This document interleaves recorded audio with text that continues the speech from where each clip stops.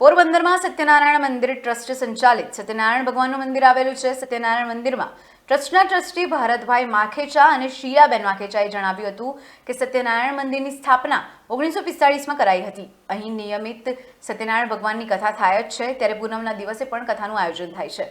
મંદિરમાં એક સાથે 2000 કથા યોજાઈ હતી અને કથા માટે ટ્રસ્ટ દ્વારા ફક્ત 80 રૂપિયા જેવી રકમ લેવામાં આવી હતી। આ કથાની સામગ્રી ટ્રસ્ટ દ્વારા જ આપવામાં આવી હતી। सच्चिदानंद रूपाय विश्वोत्पत्त्यादि हेतवे तापत्रय विनाशाय श्री कृष्णाय वयम नमः। सर्वने जय श्री कृष्ण, जय सत्यनारायण भगवान। आज गुजरातना पोरबंदर जिल्लानी अंदर आवेला श्री सत्यनारायण मंदिरेथी सत्यनारायण मंदिरना मुखियाजी बालकृष्णभाई राज्यगुरु અને અમારા મંદિરના મુખ્ય ટ્રસ્ટી શ્રી ભરતભાઈ માખેચા અને શીલાબેન માખેચાના માર્ગદર્શન હેઠળ આ સુંદર મજાનું સત્યનારાયણ મંદિર ટ્રસ્ટ દ્વારા સંચાલિત અહીંયા મહિનાની અંદર પૂનમની અંદર ખૂબ જ કથાઓ હોય છે અને આમ તો દરરોજ માટે કથા થાય છે। ભગવાન સત્યનારાયણની કથામાં કહેવામાં આવ્યું છે કે યસ્મિન કસ્મિન દિને મર્ત્યો ભક્તિ શ્રદ્ધા સમન્વિતમ।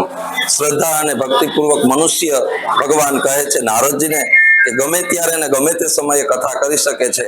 એ અનુસાર નજીવા દરે એટલે કે માત્ર 80 રૂપિયામાં સત્યનારાયણ ભગવાનની ભક્તોને કથા કરી દેવામાં આવે છે। સાથે સાથે મંદિર ટ્રસ્ટ દ્વારા એમને પ્રસાદનો ડબ્બો પણ આપવામાં આવે છે અને અન્ય સેવાઓ આ ટ્રસ્ટ દ્વારા અહીંયા ચાલે છે। બાજુમાં અન્નક્ષેત્ર પણ ચાલે છે અને અહીંયા સત્યનારાયણ મંદિરની અંદર ખૂબ જ ભક્તો પૂનમના દિવસે આવે છે અને એ સિવાયના જે આપણા મુખ્ય તહેવારો હોય છે, જન્માષ્ટમી છે, રામનવમી છે, આમ અલગ અલગ જે મોટા મોટા તહેવારો છે એ પણ ધામધૂમથી ઉજવવામાં આવે છે।